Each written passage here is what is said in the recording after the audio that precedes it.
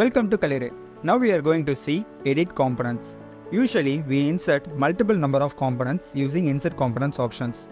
After inserting a components, we use an mate options to join the two separate features into a single features. After mating a function, if I want to edit that component based on the primary part, suppose if I applied number of pole features to the primary component, I use the same pole distance to form another type of poles to that second component. Means usually we just measure the distance, afterwards use that same distance to apply that functions. Instead of that, I use edit component to specify the same pole features. I use edit components to use that same number of functions with the same distance.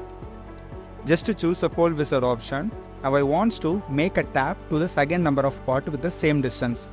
Just to specify that part. Afterwards, if you take to the center of the part, it defaultly shows the center.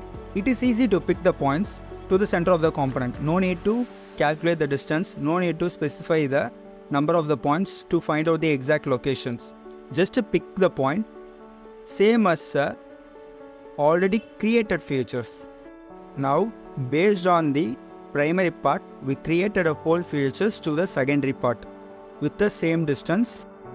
In primary part, I made a counter pole countersink. Based on the primary, now I created a tap to that secondary functions. This is how we are using our edit component features to the multiple number of components. Simply